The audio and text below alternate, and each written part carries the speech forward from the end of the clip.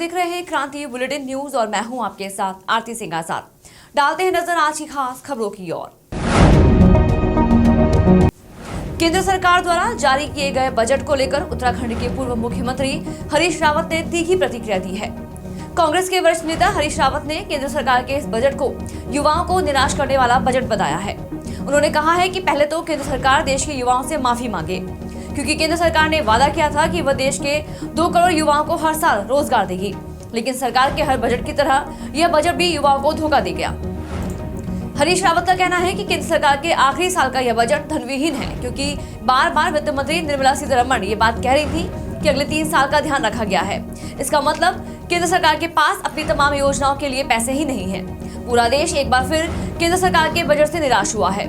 वहीं उत्तराखंड को भी इस बजट में घोर निराशा का मुंह देखना पड़ा है, क्योंकि उत्तराखंड पूरे देश को हवा और पानी देता है। लिहाजा राज्य के जंगल और जमीन के रूप में अपने योगदान के लिए अलग से बोनस मिलना था, वह भी इस बजट में नदारद है। यही नहीं, तमाम आपदाओं से परेशान उत्तराखंड केंद्र सरकार के इस बजट को लेकर थका हुआ महसूस कर रहा है। इस बजट में अधिकांश मामलों में जिसमें वित्तीय प्राविधान निहित हैं और जिसको एक वादे के रूप में कहा गया है, ये कहा गया है कि ये 3 वर्ष आगे के 3 वर्षों के लिए। इसका मतलब है जो वर्तमान वित्तीय वर्ष है उसमें सरकार के पास धन नहीं है और इसलिए लायबिलिटी नहीं लेना चाहते हैं। अधिकांश मामलों में वित्त मंत्री ने कहा है कि ये 3 वर्ष के कोर्स के लिए। नंबर 1। नंबर 2, हम उम्मीद कर रहे थे कि आखिर अपने कार्यकाल के आखिरी वर्ष में, जबकि प्रधानमंत्री जी ने शुरू में कहा था कि हर साल 2 करोड़ नौकरियां, तो कम से कम देश के युवाओं से माफ़ी मांगते हुए कहते कि भाई पहले 9 साल या 8 साल मैं आपको 2 करोड़ लोगों को हर साल नौकरी नहीं दे पाया, और अब इस साल हम उस वादे को पूरा करेंगे ताकि आगे के लिए भी एक परंपरा प्रारंभ हो। ये कहीं पर भी रोजगार की बात नहीं करता। ग्रोथ डिसेप्टिव ग्रोथ है। खाली कुछ लिफाफे योजनाएं प्रस्तुत की गई हैं। उन लिफाफे योजनाओं से सामान्य लोगों के जीवन में कोई परिवर्तन नहीं आने जा रहा है। महंगाई को ये कहीं पर एड्रेस नहीं करता, उसको घटाने की बात कहीं पर नहीं करता। इनकम टैक्स में जो रिबेट है आखिर 6 साल बाद आप कर रहे हैं, और वो भी एक 50,000 का फ़ायदा आपने जो है टैक्स पेयर तक पहुँचाया है। चाहे पुरानी स्कीम के हिसाब से लीजिए या नई स्कीम के हिसाब से लीजिए, और ये तकरीबन 50,000 के आसपास आता है जो है। तो वो भी एक प्रकार आंसू पोंछने का काम भी वित्त मंत्री ने लोअर मिडिल क्लास का नहीं किया है। और उत्तराखंड के हिसाब से बजट, जब आप इन्वायरमेंटल चीज़ों की बातें बड़ी कर रहे हैं, हरित हरित हरित कर रहे हैं, जो ग्रीन एरिया है, जो हरित एरिया है, जो ऑक्सीजन देने वाला एरिया है, उत्तराखंड जैसे राज्य जो जंगलों की रक्षा कर रहे हैं, उनको ग्रीन बोनस देने के विषय में जो एक लॉन्ग स्टैंडिंग डिमांड है उसमें ये शांत है। आपदा के क्षेत्र में हम आपदाओं से सबसे ज़्यादा प्रभावित होते हैं उत्तराखंड के लोग।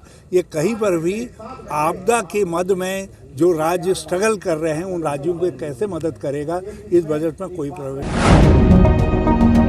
मुख्य विकास अधिकारी श्री प्रतीक जैन की अध्यक्षता में बुधवार को विकास भवन सभागार रोशनाबाद में जल जीवन एवं स्वच्छता मिशन योजना की प्रगति की समीक्षा बैठक आयोजित हुई।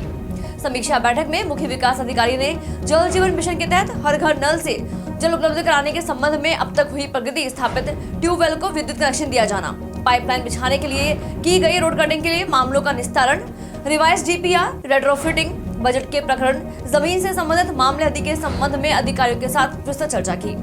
बैठक में मुख्य विकास अधिकारी ने अधिकारियों से अब तक कितना कार्य संपन्न किया जा चुका है के संबंध में पूछने पर अधिकारियों ने बताया कि कार्य में निरंतर तेजी से प्रगति हो रही है तथा हम लक्ष्य को प्राप्त करने की ओर निरंतर अग्रसर है।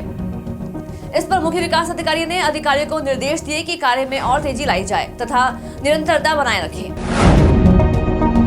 मुख्य विकास अधिकारी श्री प्रतीक जैन ने बृहस्पतिवार को विकास भवन सभागार रोशनाबाद में डॉक्टर RS टोलिया उत्तराखंड प्रशासन अकादमी नैनीताल द्वारा बाल अधिकारों पर संवेदीकरण विषय पर आयोजित कार्यक्रम का दीप प्रज्वलित कर शुभारंभ किया। कार्यक्रम को संबोधित करते हुए मुख्य विकास अधिकारी प्रतीक जैन ने बाल अधिकारों की चर्चा करते हुए कहा कि यह प्रकरण काफी संवेदनशील है। उन्होंने कहा कि समाज में सकारात्मक व नकारात्मक दोनों चीजें मौजूद हैं तथा हमें बच्चों को किस तरह से नकारात्मकता से दूर रखते हुए सकारात्मकता की ओर उन्मुख करना है, इस और ध्यान देना है, जिसमें शिक्षा, स्वास्थ्य, पुलिस तथा बाल विकास विभाग की महत्वपूर्ण भूमिका है। प्रतीक जैन ने आशा व्यक्त करते हुए कहा कि बाल अधिकारों पर संवेदीकरण विषय पर आज के इस कार्यक्रम में गहन मंथन होगा तथा एक विजन डॉक्यूमेंट सामने आएगा, जिसका लाभ हरिद्वार सहित पूरे राज्य को प्राप्त होगा।